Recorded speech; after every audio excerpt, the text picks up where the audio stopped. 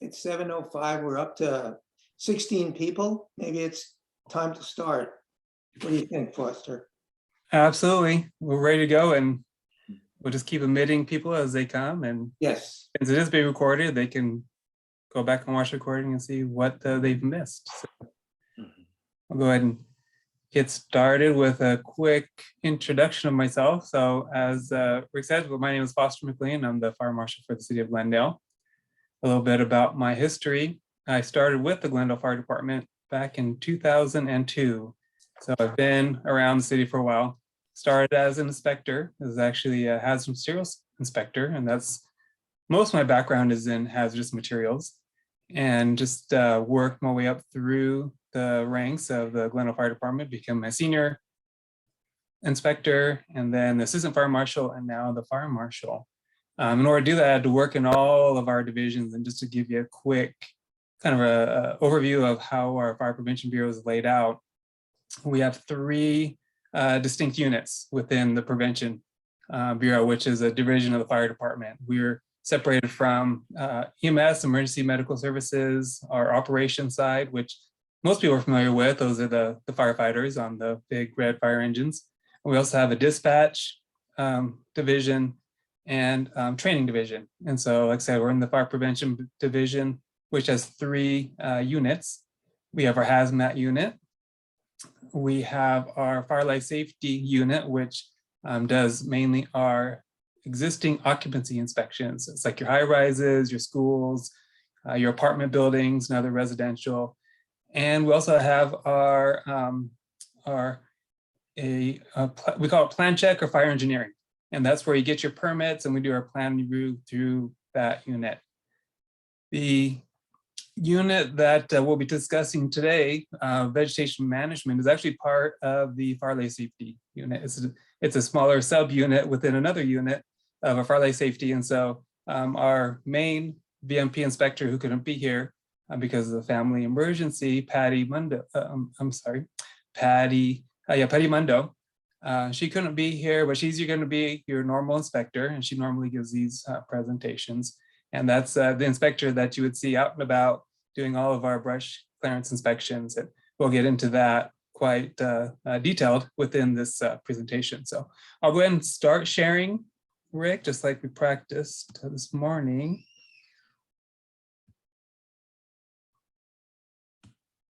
And now you should be seeing my PowerPoint screen. And I'm just going to turn my camera off for the time being, because it may be a little distracting, because I'll be looking at a different screen than I will be than the camera. Let me do that.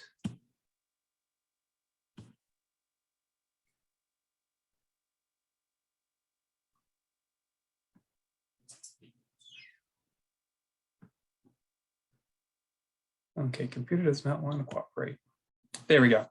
Okay, so you should still be seeing my PowerPoint presentation, and speak up if for whatever reason we get some computer issues and you can't hear me, or for whatever reason you can't see the screen.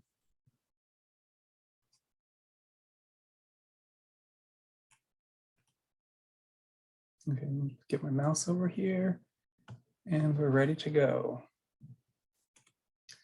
So typically when we do these presentations, we like to start off with a local fire history map. And as you can see here, this is just the northern part of the city of Glendale. And you see there's the Montrose and La Crescenta, La Cañada area.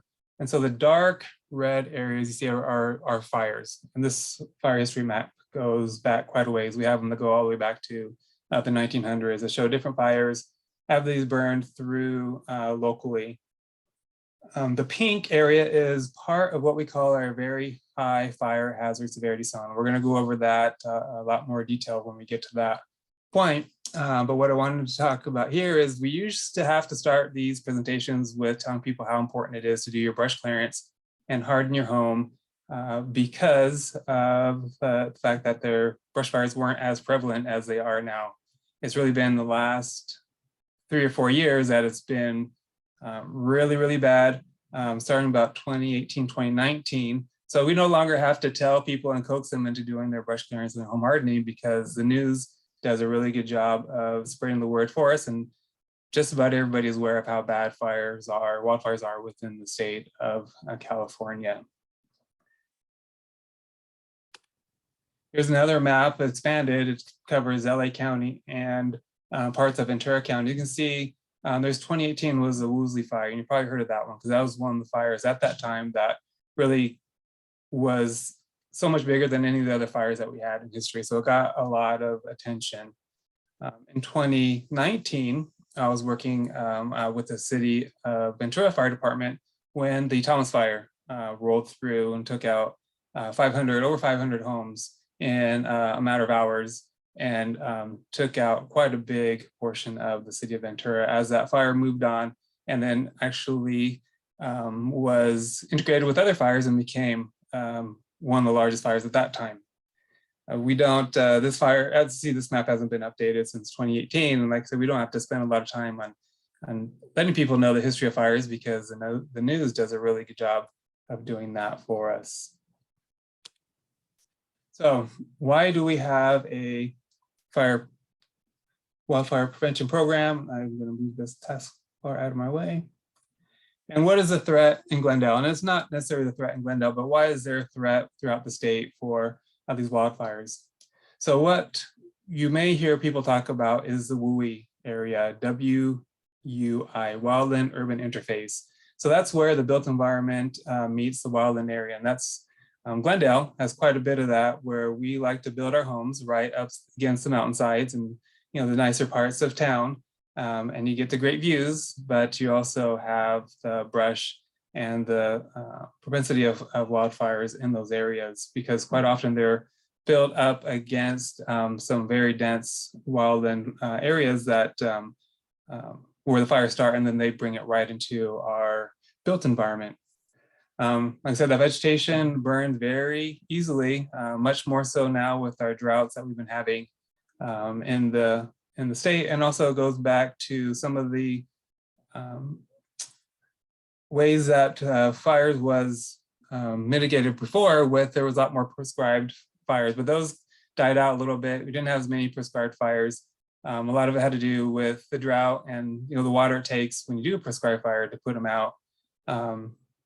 And also there's been a few famous ones that got out of control as a prescribed fire and turned into a wildfire. So there wasn't a lot of prescribed fires over the last decade or so, but as a wildfire management tool, the state is going to start bringing them back, assigning more permits to them and do a little more prescribed burns in order to prevent the really big wildfires.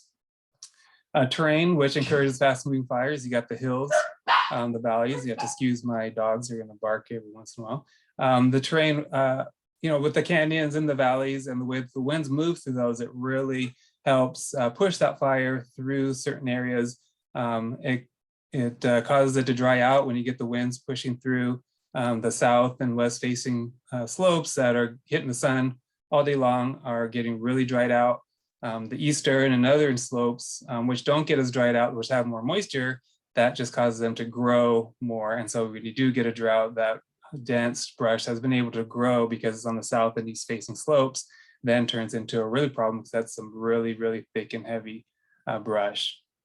And we used to have a fire season, which we would talk about, that would last from late summer into early fall.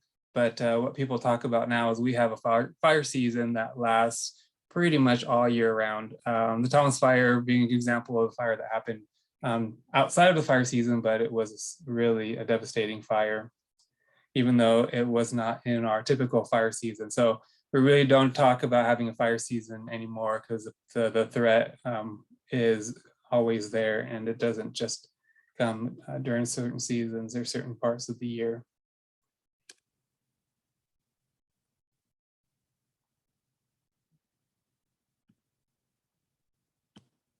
There we go. So what do we do here locally in the city of Glendale? So we have a vegetation management program. Other cities call it a brush clearance program, or you may hear it be called as a risk reduction program. We've just historically called it our vegetation management program, and that's encompasses all of our inspections and our brush clearance that we do with the city. And that's probably the one that you're most familiar with, because you may be getting an inspection depending on what part of the town that you're in, and I'm going to show in a few slides the map of what is considered the high fire hazard area within the city of Glendale, and who gets inspections and who does not. Through operationally in our suppression sides, we do a lot of pre-planning. So we got the guys that on the fire engines that are going to be fighting the fires. They're always out throughout the town, looking at the brush, seeing where it's growing, coming up with strategies on where they would stage, where they would park, what roads they would take to get in certain areas. And they plan all that out ahead of time. And that is a constant training program that we do within the city. And that also helps with sending out what we call strike teams. We do help through mutual aid to other jurisdictions that do have fires in there. And cities, and unfortunate for them that they do have those fires, but fortunate for us, we can send out strike teams and get our firefighters trained up on how to fight the wildfires. And so they can bring that knowledge and that training back into town. And if ever needed, then we'll be able to have that and rely on them if they have that experience. There are stricter building codes and landscape requirements for homes in the high fire hazard area, and that is a state requirement. And we're going to talk about a little bit of that and what it would take to build a new home in the high fire hazard area versus if you have an existing home, and what you need to do if you want to re-landscape a home in the high fire hazard area. We do restrict use and access to our high fire hazard area and the fire roads. So we don't issue campfire permits during certain types of the season in certain areas. And if we do, we got lots of conditions, like we will not allow them to have a campfire in the high fire hazard area and some of our parks and campsites if it's a red flag day. And a red flag day is if you get low humidity, high heat, and winds over certain miles per hour. We try to do a lot of public outreach, like these meetings, to come and talk directly to our HOAs. We have booths set up at their community events. If you're going to go to a cruise night, which is on the 16th, you'll see the fire prevention booth, and we'll have handouts and materials and be able to discuss our vegetation management program, brush clearance, and home hardening to people that come and stop by our booth, and we'll be able to hand out a few brochures for them. And one of the new things that we also do is we help with disclosure requirements for real estate transactions. And so that's a new law. It's a few years old. If you're going to sell your home or buy a home in the high fire hazard area, you will need to disclose whether or not you had an inspection. And that's something, Melinda, we're hearing your, we can meet Rick, I think, as a host. I'm just interested in what this is all about. And you can't read it or can't hear it or what? How many times can you read this? 4 or 5 things. They're having a discussion on the fire. I can't hear it. I can't. I'd like to turn it off. Okay, there we go. So the disclosure form. So if you're going to sell a home or buy a home in the high fire hazard area through a new assembly bill, you need to disclose how you did on your last inspection. And if he hasn't received an inspection, you need to disclose that to your person that's buying the home, so they know kind of where they're at with the inspection, with their brush clearance, and if they've done any of the home hardening measures that we're going to discuss. And that's a new requirement, as I said. It's just been in the last couple of years that the California Assembly has enacted that law. And so our VMP, our program overview. So what do we do as far as inspections? So we do over 9,000 inspections currently of private properties in the high fire hazard area. There's more properties than that. There's some vacant lots that we contract those inspections out to an LA County contractor, and so they do the vacant lots. But of the 9,000 or so parcels, we hit those every year, and they get at least one inspection from us. And if you pass on the first inspection, we'll see you next year. But if there's any violations and there's problems with the brush that we see during the inspection, then we'll do a reinspection and another reinspection until that area gets cleaned up. We do the brush abatement and inspections, like I said, on the city-owned properties, the city-owned vacant lots. and other public property. So if the city owns the property and it's within 100 feet of any homes, we are doing those inspections and we are doing the brush clearance for that. We do have quite a bit of communications with our Glendale residents about these risks and what you can do in the community. We send out quite a few mailers letting people know about the program and other brochures about new and upcoming requirements that they may see. We do get lots and lots of phone calls and emails about inspections, about brush clearance complaints that we get.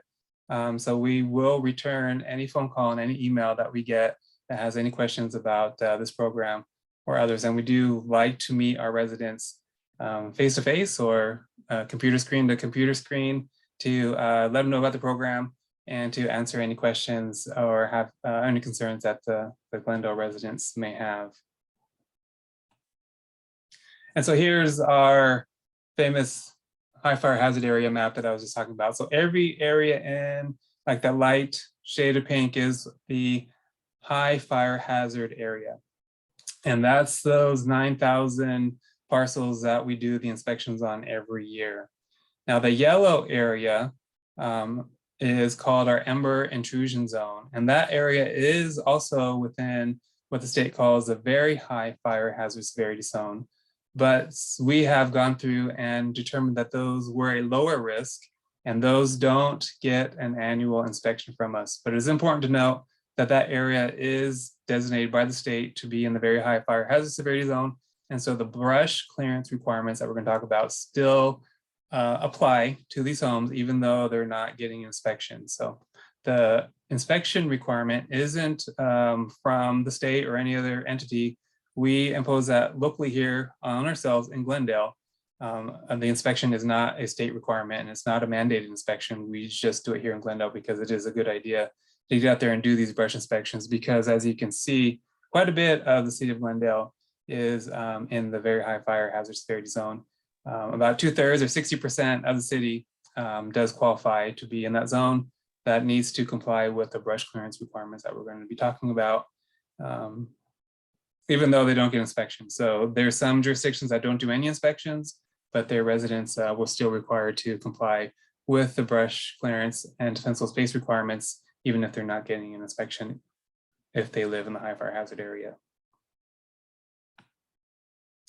And this is what I was talking about. So the California law requires that property owners clear out flammable vegetation such as brush and dead or dying plants, trees, and shrubs around their buildings up to 100 feet or to the property line. So if your property exceeds 100 feet, you only have to do that much clearance. But if you only have a 50-foot long property because you have a fence and your neighbor is on the other side, you only have to clear up to your property line, however long that may be. So it's up to your property line or 100 feet, whichever is what you can get to.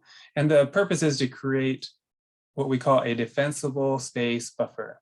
So that's going to do two things. It's going to help halt the progress of an approaching wildfire and also keeps firefighters safe while they're defending their homes. Like I said, the firefighters that are assigned to your area do drive the areas. They look for areas that they can stage, look for strategies. And so if they see homes that have better brush clearance than others, they're going to make note of that. And those are the homes that are going to be easier for them to save in the event of a wildfire. So as I said, so all the properties within the high fire hazard area are required to do this brush clearance to keep their property safe and to keep their brush clear and create that defensible space.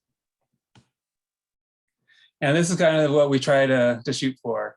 As you can see, this homeowner has created a defensible space by doing all their brush clearance, and they have a well-maintained, irrigated, and planted, landscaped yard. And so I don't know all the details of this fire. This is a very famous picture that quite a few websites of talking about brush clearance show. And as you can see, the fire burned all the way around the house and right up to the house, but stopped short of burning the house down. And so here's kind of a graphic of what we're trying to achieve as well. So the 100 feet is divided into two zones. So you got zone 1, which goes out 30 feet. And then zone 2, which goes out 100 feet from the home. So the first zone, what we try to do is be a little more aggressive about the brush clearance and the vegetation management and your plantings in this area, because this is a critical area where if you got embers coming through, you want to make sure that there's very little for those embers to ignite in the zone 1. And with zone 2 going out to 100 feet, 30 to 100 feet, we just want to make sure that there's some clearance being done, and you're thinning out the trees, you're thinning out your shrubs, you're clearing out any dead and dying vegetation from those trees and shrubs, but it's not as aggressive as you would see in zone 1. We're going to see some pictures of good examples of zone 1 and zone 2 in a few slides. And what we're trying to achieve is to prevent the heat transfer. And as you can see, the three pictures below show the different types of heat transfer that can bring the flames and the heat to your home to burn it down. So there's the embers that you hear quite often talked about that are generated from very far away, and those embers are wind driven, and those blow right into your home or right onto your home, and then can start a fire, even though the vegetation itself next to your home isn't on fire. Those embers will blow right up and over and through the vegetation right into your home. We're also trying to prevent the radiant heat. So that's why that zone 1 is important, not to have a lot of those trees and other vegetation. In case those were to fire, you want to try to prevent that radiant heat, which is the heat that's coming from the flames that's right next to your home, that will then transfer that heat from the fire onto your home, as well as the direct flame contact, which is the worst situation, where you can have those fires walk right up to your home, use all the vegetation as what we call ladder fuel, and it brings it right up to your home, and then you get to direct flame contact onto your home, and that will cause also your home to burn down in a wildfire. Okay, here's another example of those two zones. So you got the first zone, 30 feet. What you also want to do within that zone, if you do have any trees, is make sure that you're trimming back those trees, branches to at least not only 10 feet from your chimney, but 10 feet from your roof. So we don't like to see those trees overhang your roof.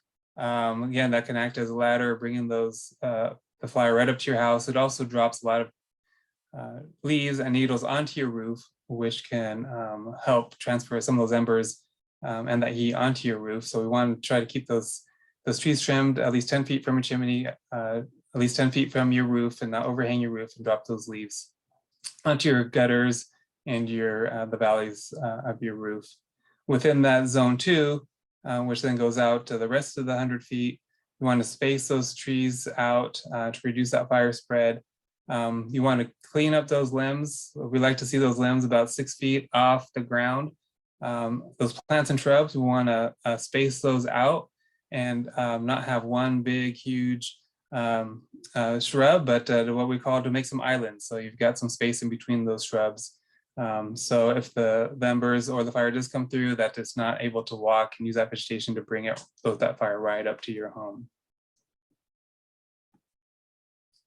And this is what good looks like. So there's some city property. It's taken from one of the parks. As you can see, you've got the nice grass, manicured, irrigated, and green. That goes right up into that hillside area where we got some shrubs up there that are well spaced and maintained. We've cut down all of that brush down to about 3 to 4 inches. Those trees, you won't see any dead or dying branches because those have all been removed, as well as you won't see big piles of leaves or mulch or anything else around that can catch fire in case there was an ember. What we don't want to do is completely clear cut all the vegetation off the hillside. Although that might be okay for a fire, what's not good for is as soon as it rains, you're going to have an erosion problem. So we will never tell anybody to clear all the vegetation.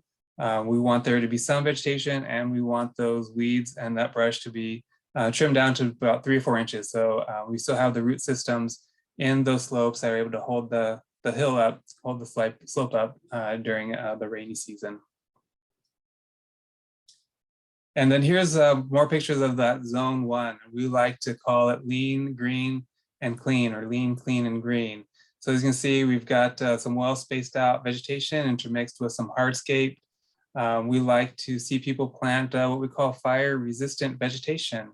And so resistant vegetation is those types of plants that have very low oils or resins. They produce very low resistance oils. They don't have a lot of woody mass, or they don't have a lot of dead or dying leaves or branches.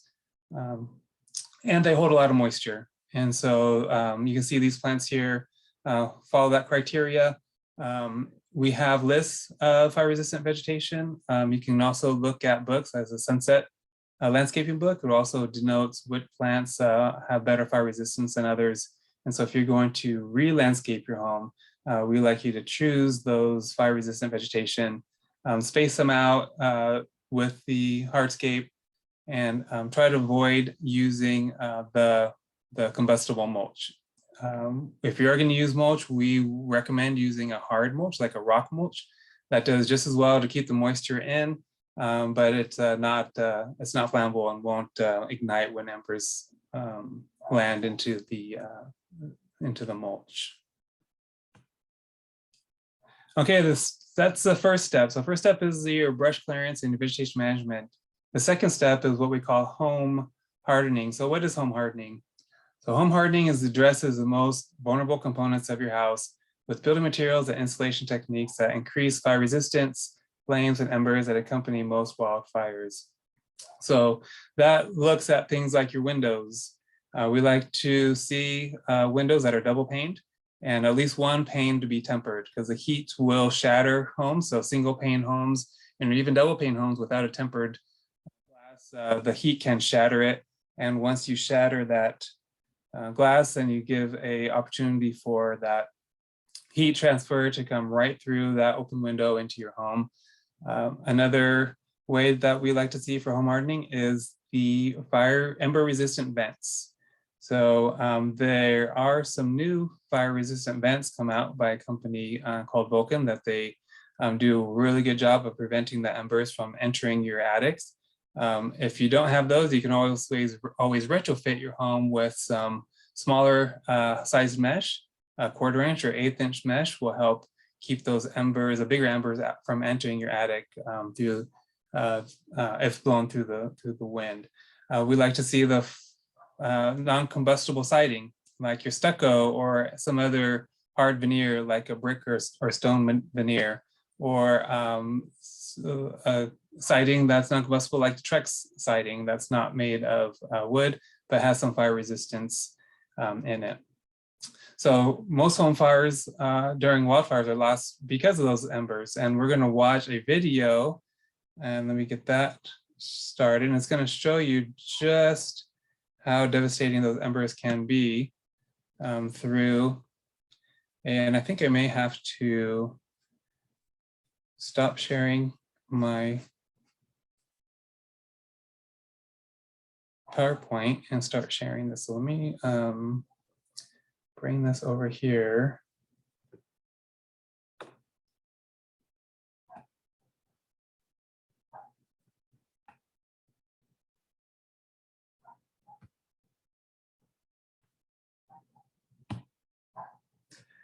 Okay, so you should be seeing my video screen. And so I'm going to start the video. If you don't see the video, please let me know, or if you have problems hearing it. From start to finish, we're going to start with our ember generators, which we use to recreate a realistic ember exposure. Embers are those small burning and smoldering particles that may travel ahead of the fire front. And what we do with our generators is we create the realistic exposure, and in our wind tunnel, we're able to throw them at a building. And then we have a building that has two sides to it, a good side, which uses wildfire resistant construction, and what we're considering a typical building that we would see in a wildfire prone area.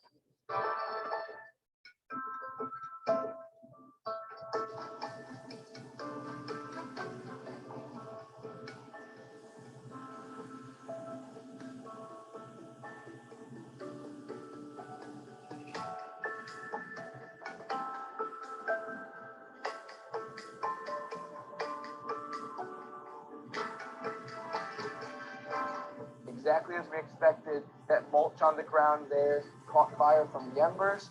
The fire from the mulch burned up under this deck, and this whole deck was on fire. And so this fire on this deck caused flames right against the home. And then if we look there at the base of the door, there was actually the flames from this deck that burns through the bottom of the door. And on the inside of the house, we started to see smoke and flames. And so because this deck was a combustible material attached to the building, when the embers led to the ignition of this deck, we got flames inside of the building. Here we are on the wildfire resistant side of the house where we had non-combustible siding, a 5-foot non-combustible zone, and a 6-inch gap. We had a metal gutter and multi-pane windows. And we see in comparison to the non-wildfire resistant side, this side had the same ember exposure. If you look here in the mulch, you can actually see some of the embers that had accumulated, but because they had no susceptible fuel to ignite, they just landed there and fizzled out. And here where we have ornamental vegetation, that again is susceptible to the embers, but because it's more than 5 feet away from the home, it didn't have enough energy to ignite, and it never led to a flame impact on the building.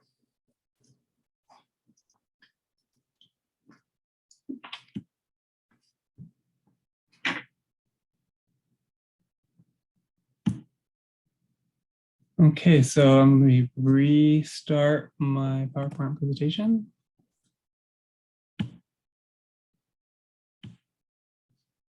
And so Daniel, I know Daniel, we sit on several committees together. He's part of the IBHS Building a Safety organization that does a lot of testing of materials.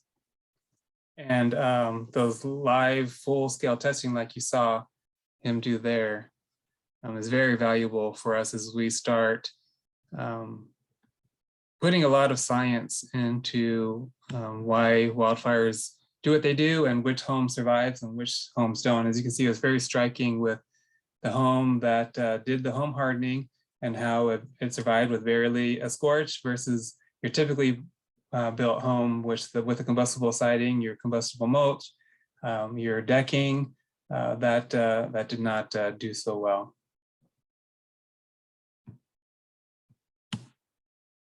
And here's some more home hardening that we discussed. So you got the windows, the siding, the porch, your combustible mulch, which one tried to prevent. Your garage doors is a big one. So garage doors are a really big opening. So it's important to have those be with your non-combustible steel doors without any windows. Those windows that you typically see in a garage door with those windows are made of a very thin plastic, which will easily melt and then allow embers to get into your home, into a vulnerable spot of your home. The venting, the roofs, so Glendale does have an ordinance that requires fire resistant roofs. So that's not a big of a deal here in the city of Glendale as other places. And your eaves as well. So new construction will require that those eaves be boxed in and not have those exposed rafter or exposed underside decking of your home, where you can see as a very vulnerable place as well. I'm not sure if you saw, but there was some really good news footage of the fire in Laguna Niguel, where you saw those embers that were brought up and over that slope that were directed right into the eaves of those very expensive homes. And that being a very vulnerable area, those homes did not last very long at all, as that fire was able to move through that community, it was not a big fire, but it took out quite a few homes. The state has also put out this list, we have a copy of this also on our website, of some low-cost ways that you can harden your home. As we talked about, when you do replace your roof, you can get a fire-resistant Class A roof, which you should already have in Glendale. But if you even have an older roof, you can upgrade it when you replace your home to get a more fire-resistant roof. You want to block any spaces between your roof covering and your sheathing with some bird stops with some mesh to keep the embers from getting into those areas. Install non-combustible corrosion-resistant gutters rather than those plastic gutters. We talked about covering your chimney with a spark arrestor. Cover your vent openings with a 16-inch or 8-inch mesh, or you can go out and buy those new fire-resistant vents that you can retrofit. You want to caulk and plug any gaps greater than a 1/16 of an inch around any exposed rafters, and do more blocking to prevent that ember intrusion. You want to inspect your exterior siding, looking for dry rot, gaps, cracks, or any other place that an ember can get into and kind of congregate and start to generate that heat. Put some weather stripping around your garage doors. That'll prevent the embers from getting in and around the outsides of your garage door. And also your windows, as we talked about. You can place your windows multi-plane windows with at least one pane of tempered glass. And if you do have a siding or a deck, you can use some of that non-combustible ignition resistant materials like that Trex material is really good and more fire resistant than just standard wood or redwood or cedar. And now our goats, I think probably the most favorite part of the vegetation management program for most people is the goats that we have brought into town just recently, actually. And during last year, we did what we called a goat pilot program. So typically we'll use mechanical abatement methods. We get the gardeners and the contractors out there with some chainsaws and weed whackers and other hand tools, and they'll knock down all that dead and dying and material, thin out the trees, thin out the brush, and take out the hazardous vegetation. For the 2021 brush season last year, we allocated a small portion of worm space vegetation management to be cleared by goats. Goats have some advantages that we'll go over in just a second. So this pilot program allows us to evaluate that effectiveness of adding that environmentally friendly method of vegetation management to our program.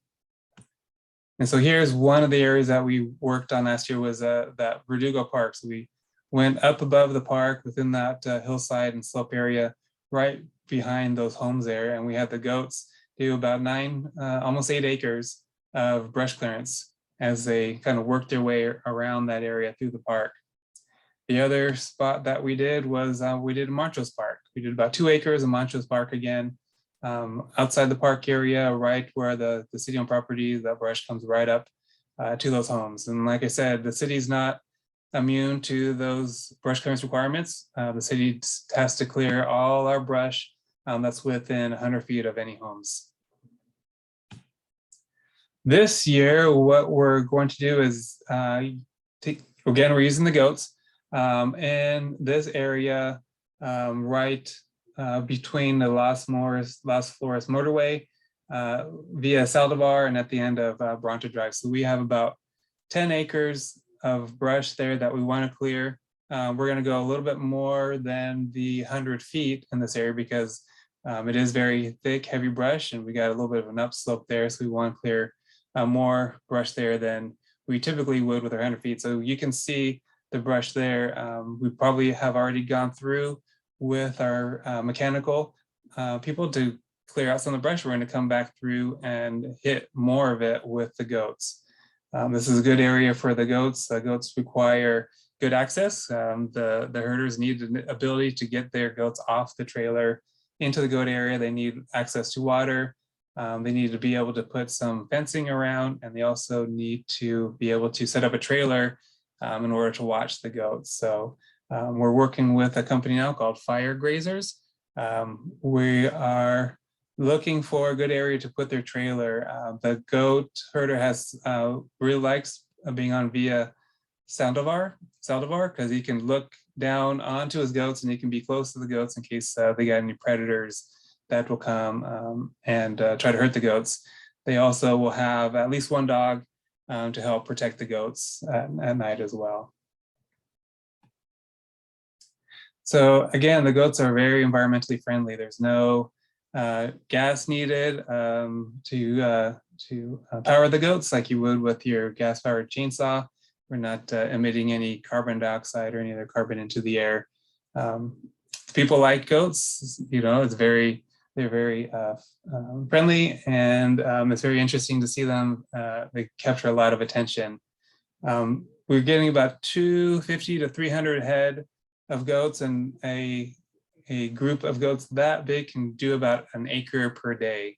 So like I said, we got about 10 acres. We're assuming that's going to take about 10 days to clear this area. I was talking with the goat owner, his name is Michael, the other day, and he was saying the goats are eating a little bit slower for some reason. He's not exactly sure why, so he's trying to give them a little more exercise and run them around a little bit and build up their appetite so they eat a little bit faster. The goats can get into inaccessible areas better than a human can. You don't have to worry so much about poison ivy, and the goats will consume a wide variety of different weeds and flowers. So the good thing about the goats is when they eat those seeds, the weeds and the flowers, that when they pass through the digestive system and then they leave their deposits in that area, that those seeds have lost their viability and will not regrow like you would if you were just cutting that brush down and leaving it in that area. Like I said, we got about 200 to 300 goats, about 10 days that they'll be on the site. They do have the guard dogs. They'll have one handler on site, and they'll have a solar powered electric fence. So that is really more to keep the goats in than to keep people out. I'll give you a little bit of a shock, but it's not enough to deter someone from getting into that area. That's what the dogs are for, and they'll bark at people and the predators to let the herder know that there's an issue. And here's a good example I pulled from the website of what it'll look like before and after. The top being before, you can see it's the overgrown weeds, vegetation, and the green there that the goats went through, and they took it all down, but they don't take it down all the way to the roots. So they'll naturally leave that little 3 to 4 inches of vegetation there for it to keep that slope stable in case we get some winds, some rains that we don't want to wash away that slope. And again, here's a really good picture of some good brush clearance and some good vegetation management on those homes. As you can see, those homes have very well manicured, irrigated, lean, clean, and green vegetation around their homes that prevented that fire from moving from the brush area, the woolly area, into their yards. And with that, I think I'm right at about 40 minutes there, Rick. I think I may have gone over a few minutes here and there, but leaving plenty of time for any questions. Pretty close. That's pretty close. If you have a question, can you raise your hand? There's a raise hand thing, or I guess you can just raise it like this so we can see it if your picture is there. But there is a raise, I believe down at the bottom here somewhere, you can raise your hand and I'll watch it. Byron? Do you want to unmute?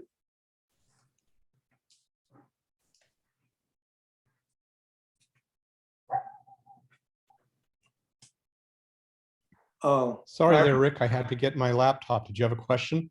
No, I thought I saw your electronic hand go up. Nope, not mine. Okay. Oh, Marcia? Yes, hello.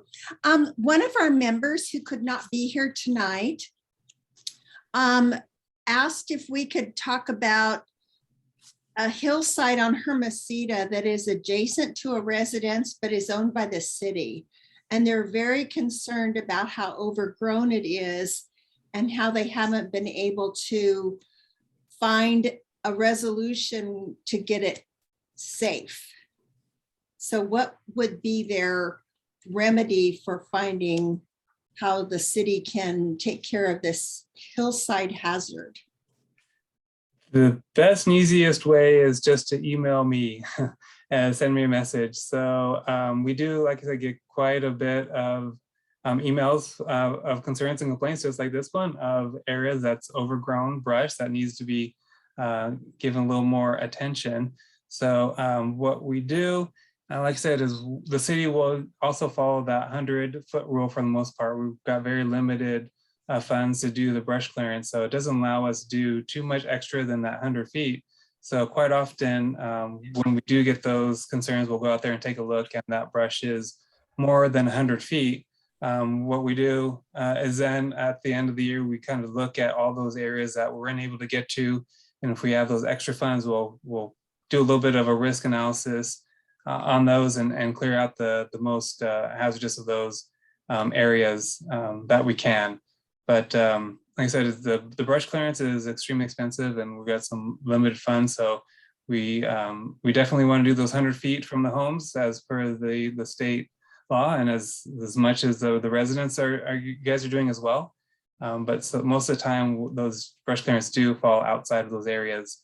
One of the other things that we look at is the power line. So the power companies are supposed to do those clearance around their power poles and underneath their power line. So we're actually working with Southern California Edison for some hazardous area underground underneath their power lines that we're working with them to clear out as well. So I hope that answers your question, Marcia. So I think, short answer is to send me an email and we'll go and take a look at it. Okay, Paul or Joanna Pringle, you want to unmute? Hi, it's Joanna. You guessed right. I'm very excited to see or to hear that you're so in favor of goats.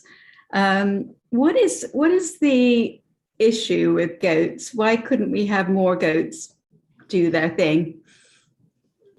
Yeah, so Glendale is new in the goat game, and finding out a lot of the kind of the tricks of the trade. So I was talking with Rick earlier in the season. What we found out is, well, we did have a goat vendor that was supposed to do work in the city much earlier in the season. The goats are more efficient earlier in the season. They like to get the green vegetation that they eat, and we want to eat the vegetation the season before they have a chance to spread. So we were trying really hard to get those goats earlier in the season. What we're fighting against is some of these other cities that have more established programs that are able to give the goat vendors much larger contracts. We generally kept aside just enough to do about 10 acres of clearance, and that's really kind of cutting it close for where the goat vendors see as being worth it for them to come in town and bring all their goats and do the work. And that's something that we're just finding out. Talking to the fire chief, because we really would like to be able to offer more attractive contracts to the goat vendors, and so we can be more competitive, get them earlier in the season, and be able to, like I said, to have the goats be more efficient for us, rather than us kind of getting towards the end of the season when they're done with the other bigger contracts. So we're working on it. We've put in a lot of applications to see if we can get some grant funding for extended use of the goats as well. So adding more money into that fund, also with some of this grant money that we're hoping to get, we're really hoping to expand our goat program, have Glendale be much more competitive and be able to get the vendors here in town and not back out from Glendale when they get a better contract with a different city. Yeah. Okay, great. Yeah. So is it not accurate that goats are less expensive than mechanical clearing? Correct. They are not less expensive. They are about the same to probably a little bit more expensive. I think that has to do with the supply and demand. There's not a lot of goat vendors. I think I spoke with every single one of them as I was trying to get a goat vendor in town after the previous one pulled out. So it's a very small, tight-knit community. But what we're really kind of looking at as far as how much it costs to clear brush is about $1,000 an acre. And that holds true with the goats and with the mechanical human brush clearance. And so, like I said, the goats are just a little bit more expensive.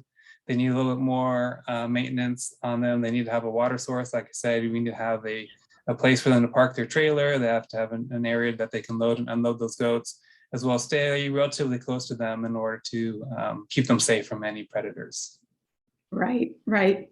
Well, maybe if gas prices continue to rise, it will change the balance. But thank you so much for pursuing goats so ardently. You're welcome, and we plan on keeping them as part of the vegetation program within the city as long as we can.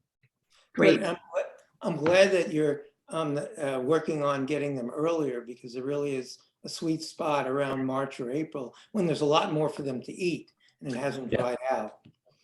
Yeah, the kind of the flip side of that coin is, even though that there's not as much for them to eat and they're not it's not going through their digestive tract as we'd like.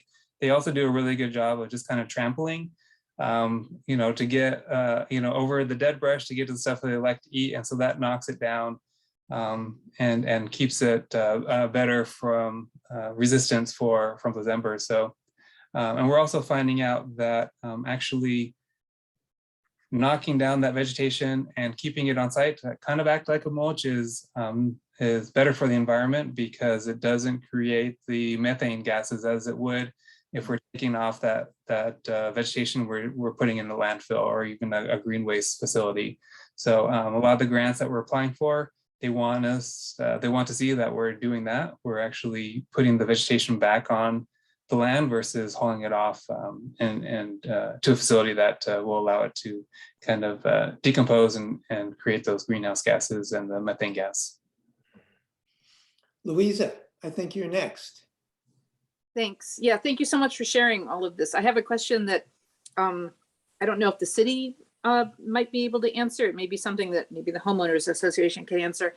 I would love to find a landscaper familiar with everything that you just described, coupled with an arborist familiar with the laws of the city and everything you just described. And I am worried about if I just ask on social media, I don't know if they're familiar with all of the laws and the requirements and the requirements that you've just described.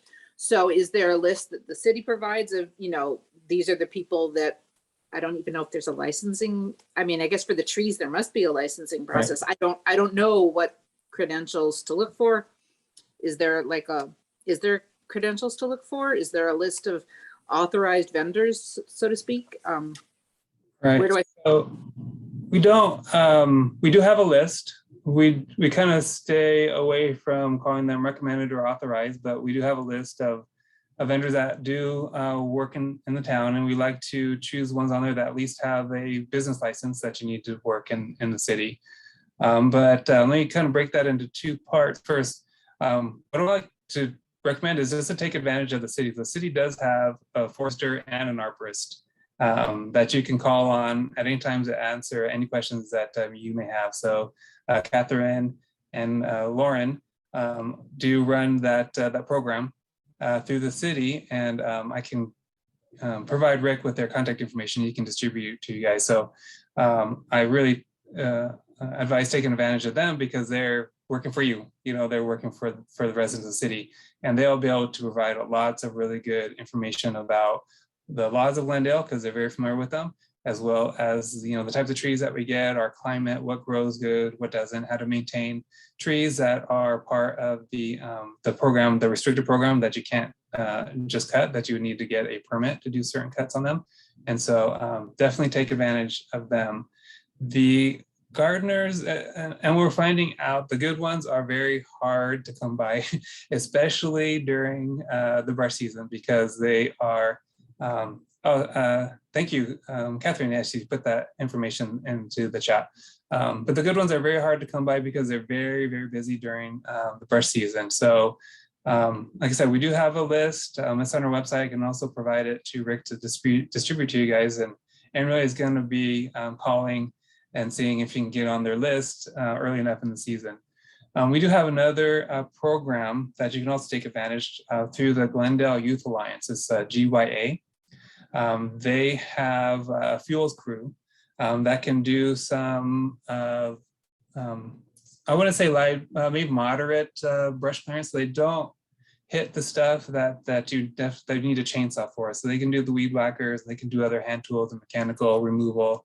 You can purchase them. They're quite a bit less expensive than you would get through a gardener. On the flip side, usually they're younger on the side. They do come with experienced people, and we train them. The city trains them on how to do the brush clearance. They're well supervised, and they do a decent job, honestly, for some of that stuff that's not that you would need to get really heavy into the mechanical removal for. So I would recommend you taking advantage of that program as well, because they're there, they're available, they're less expensive, and they do a decent job. Thank you. You're welcome. Yes. GYA workers are excellent. Thank you, Marcia. Looks like Patrick, you're on mute, Rick. I think he's trying to call on Patrick. Yes, hi Foster. I think I've communicated with you by email before.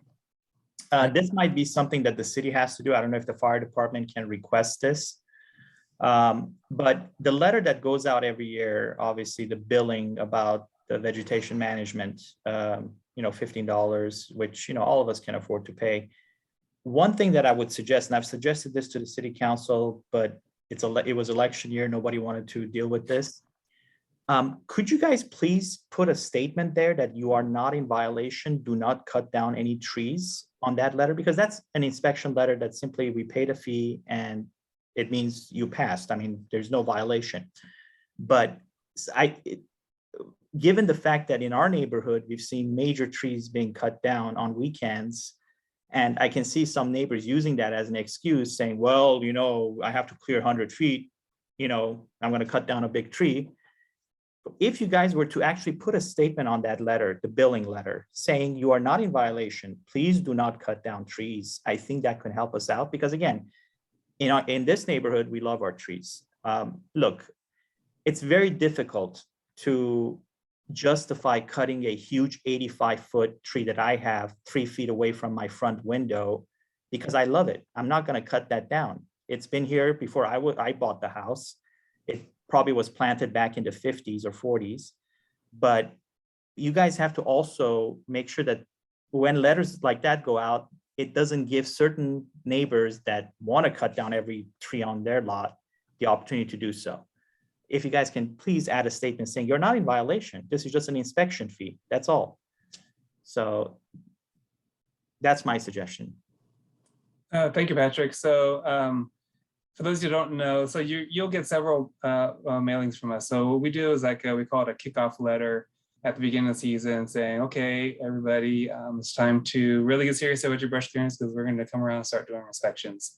We send that out in about April, and then we start our inspections in May. So as Patrick is saying, if we do our inspection and you're good and you don't have any violations, typically you don't get anything from us that says, okay, you're passed and you're good to go. The next thing you get from us would be that invoice that we send. Generally later in the year after we've done all the inspections, about November-ish, maybe bleeds into December a little bit, you'll get that $15 from us. That's a good idea, Patrick. We do get a lot of questions. A lot of people think it is a fine that we're giving them, but we don't issue fines for people that don't comply. So some better verbiage on there. We do have a new billing contractor. And so the previous one, it was a little bit more difficult to make some of those changes and add that text. This new vendor should be a lot easier, and we can definitely add something on there that says something to the effect of this is only your invoice and not a violation letter. If you haven't received anything from us, then you're probably good with the inspection. What we're also trying to do is really promote the vegetation management portal, where you can all go as a homeowners if you're in the high fire hazard area, and you can create your account. And through that account is where we put all the information about the inspections and also our brush inspection program and our vegetation management. We've really expanded on that website recently in the last couple of weeks. And we're planning on doing a little bit of a social media blitz to let people know that we did expand that website, made it a lot more user-friendly, put more information on there. We've added a report, a complaint or file a complaint section of that website as well. So you can file it on there. You can kind of pinpoint the location, and it sends us a message for us to act on, rather than you having to go and look for someone's email and send them an email about that complaint. So we're really excited about this. And like I said, we're going to be sending out some information about it through social media very quickly. And we'll really be making a big point of showcasing it next year when we do our kickoff letters to make sure everybody knows how to get onto their account and be able to look at their inspection and see when it was and see if they have any violations and whatnot. Thank Can you. you, Foster, can you send me the website so that I can include it when I send that information to people? Yeah, definitely. So like Nancy's got her hand up. I had a question. I live on Sierra Place and it's like next to Wabasso, and right above it is an area where there is a big lot that is like surrounded by homes, but it's all by itself in the middle. And a lot of times that thing needs clearing and I don't see it all the time. I can't climb the hill anymore. But I just wondered if there's any way for me to find out not who owns it necessarily, but who's responsible for keeping it cleared. And I just would like to know, because it's right behind my next door neighbor's house and over a couple of lots. And it's just a big area in the middle and then homes around it. And right up there next to that is the hills, is the mountains. So we're that close.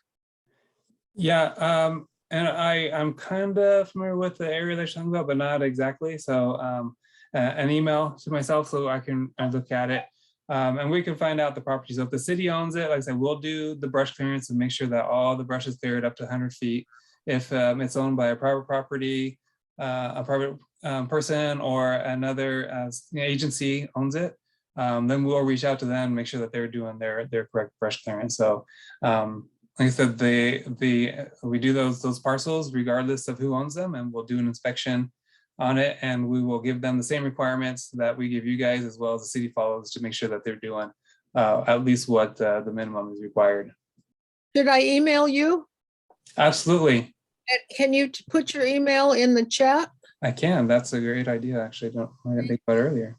I wasn't sure where to find your email, and that'll be the easiest. And I'll just, ask you again. Anytime. Thank you. There we go.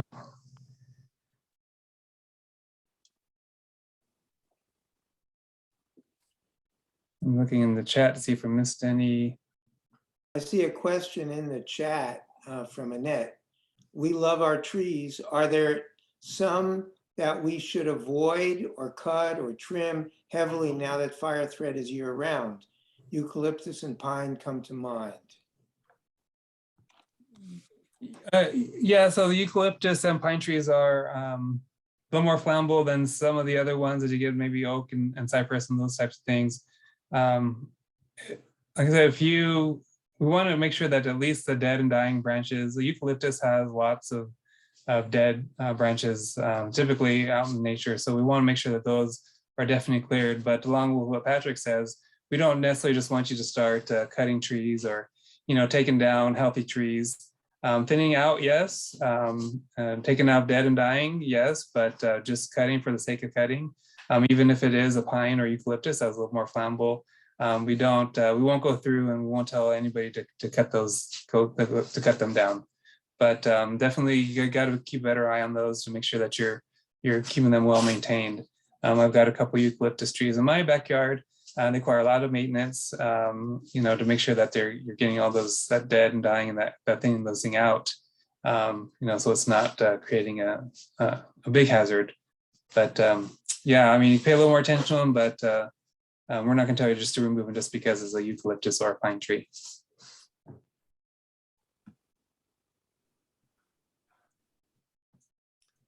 Are there any other questions?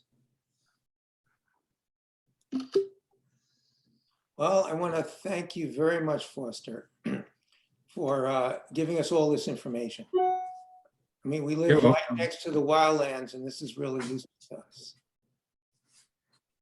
Yes, you're very welcome. And if you think of a question later or you're too shy to answer, you have my email now in the chat. Rick has all my contact information and even my cell phone number, which, I'm always available. I'll get to all your voicemails.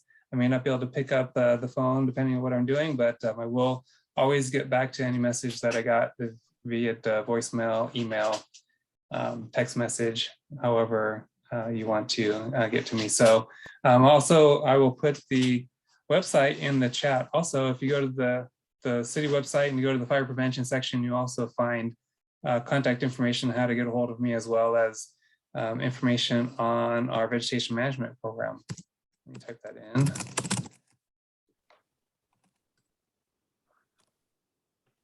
And if you go to glendalefire.org, I believe you also have glendalefire.com. You can also just go to the City of Glendale website and then click on government and then scroll down through the departments to hit the fire department, and that will take you also to our website with lots of information available for you. Thank you very much. This has been recorded and it's going to go on the Verdugo Woodlands West website. Thank you. Thanks a lot. Thank you. Okay, everybody. Thank you. Bye-bye. Good night, everybody. Good night. And thank you, Rick. Most Yeah, welcome. good night. Thanks so much.